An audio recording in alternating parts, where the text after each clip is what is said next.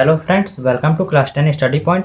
आज की इस वीडियो में हम लोग 10 क्लास के मैथमेटिक्स का एक्सरसाइज 2.3 के दूसरे नंबर क्वेश्चन के पहले नंबर सवाल को हल करेंगे। क्वेश्चन में बोला गया है कि पहले वाले बहुपद से दूसरे वाले बहुपद में भाग दीजिए और बताइए कि पहला वाला जो बहुपद है वो दूसरे वाले बहुपद का गुणनखंड है या नहीं।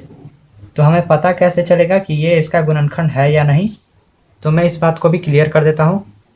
अगर हम पहले वाले बहुपद से दूसरे वाले बहुपद में भाग दें और यदि शेषफल 0 आ जाए तो हम बोलेंगे कि पहला वाला जो बहुपद है वो दूसरे वाले बहुपद का गुणनखंड है, और यदि शेषफल 0 ना आए तो हम बोलेंगे कि पहला वाला जो बहुपद है वो दूसरे वाले बहुपद का गुणनखंड नहीं है। ठीक है, तो आइए मैं भाग देना स्टार्ट करता हूँ। तो मैं लिखता हूँ t² - 3, उसके बाद हो जाएगा 2t⁴ और प्लस में 3t³ और माइनस में हो जाएगा 2t² और फिर माइनस 9t और फिर माइनस और 12। तो मैंने आपको कई सवाल में भाग देने को सिखा दिया है, तो इसमें भी हमें उसी काम को करना है। तो सबसे पहले मैं देखूंगा कि t² से किस चीज़ में मल्टीप्लाई करूं कि 2t⁴ आ जाए। तो अगर मैं t² से मल्टीप्लाई करूं 2t² में तो 2t⁴ आ जाएगा। तो मुझे जिस चीज़ से गुना करना है उसे मैं भागफल में लिखूंगा।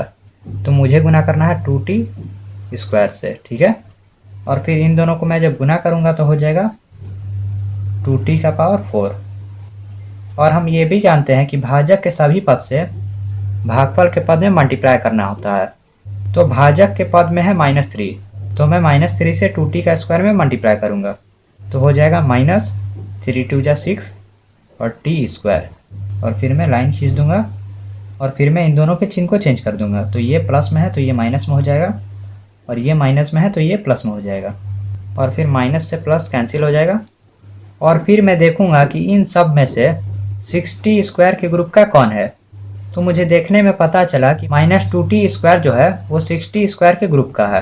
तो 6t² 2t² में से ही जुटेगा या घटेगा। तो उससे पहले मैं 3t³ को इसी प्रकार उतार दूंगा, और फिर 60² जो है वो प्लस में है और 2t² जो है वो माइनस में है, तो प्लस माइनस माइनस हो जाएगा। और फिर 6 में से 2 माइनस होगा तो 4 बच जाएगा, ठीक है। और यहाँ पे t² है तो t² हम उतार लेंगे, और दोनों में से 60² बड़ा है और उसके आगे प्लस का चिन्ह लगा हुआ है तो हम प्लस के चिन्ह को देंगे।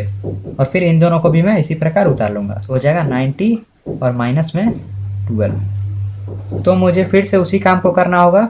तो मैं फिर से देखूंगा कि t² को किस चीज़ से मैं मल्टीप्लाई करूं कि 3t³ आ जाए।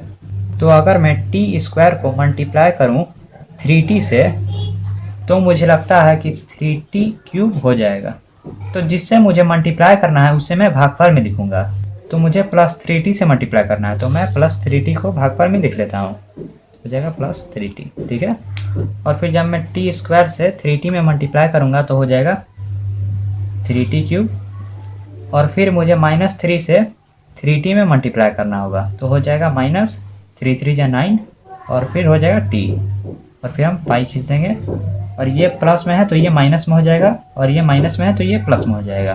और फिर -3t³ से +3t³ कैंसिल हो जाएगा, और फिर +90 से -90 कैंसिल हो जाएगा तो बच जाएगा 4t² और माइनस में 12, ठीक है।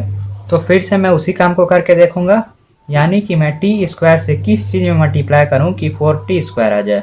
तो अगर मैं t² से मल्टीप्लाई करूं 4 में 4t² आ जाएगा, ठीक है। तो जिससे मुझे मल्टीप्लाई करना है उसको मैं भागफल में लिखूंगा। तो मुझे +4 से मल्टीप्लाई करना है तो मैं +4 को भागफल में लिख लेता हूँ। तो मैंने लिख लिया +4, और इन दोनों को मल्टीप्लाई करने पे होगा 4t²।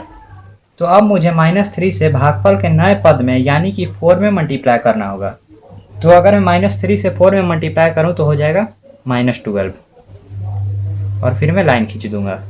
तो 4t² प्लस में था तो ये माइनस में हो जाएगा, और 12 माइनस में था तो 12 प्लस में हो जाएगा, और -4t² से +4t² कैंसिल हो जाएगा, और +12 से -12 कैंसिल हो जाएगा तो नीचे 0 बच जाएगा, यानी कि हमारा जो शेषफल आ गया वो आ गया 0। तो मैंने बताया था कि यदि शेषफल 0 आ जाता है तो पहला जो बहुपद है वो दूसरे बहुपद का गुणनखंड कहलाएगा। तो यहाँ पर शेषफल 0 आ गया है तो हमें लिखना पड़ेगा कि जो पहला बहुपद है वो दूसरे बहुपद का गुणनखंड है। तो मैं लिख देता हूँ, पहला बहुपद दूसरे बहुपद का एक गुणनखंड है, और यही हमारा आंसर हो जाएगा। तो ये वीडियो यहीं पर समाप्त होता है। मैं उम्मीद करता हूँ कि आपको ये वीडियो अच्छे समझ में आ गया होगा। Thanks for watching. बने रहिए क्लास 10 स्टडी पॉइंट के साथ।